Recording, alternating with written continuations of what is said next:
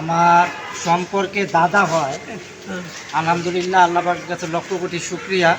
দাদার বয়স 103, কিন্তু এখনও উনি এই যে চশমা পরে না, এবং এখনও কিন্তু আলহামদুলিল্লাহ কোনো লাঠি ছাড়াই চলাচল করতে পারে, এবং কি উনি পায়ে হেঁটেই মসজিদে নামাজ পড়তে যায়। এই যে ওনার বাবা, ওনার ছেলে বাবা। তো আলহামদুলিল্লাহ, আপনার বয়স এখন কত? 55। আর দাদার হইল 103। তো ওই দাদার জন্য সবাই দোয়া করবেন, এবং দাদার ছেলে, ওনার নাম হাসান, ওনার জন্য আপনারা সবাই দোয়া করবেন। আল্লাহ যেন ওনাদেরকে ভালো রাখে, সুস্থ রাখে, ওনাদের পরিজনকে ভালো রাখে, ওনাদের যে সন্তানাদি আছে তাদেরকে আল্লাহ তাআলা ভালো রাখে, নেক হায়াত দান করে, এই কামনাই করি সবাই।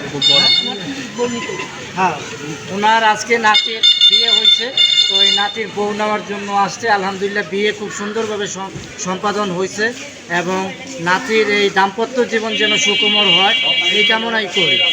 সবাই ভালো থাকবেন, সুস্থ থাকবেন, নিরাপদে থাকবেন। এই দাদার জন্য সবাই দোয়া করবেন। আল্লাহ হাফেজ, আসসালামু আলাইকুম।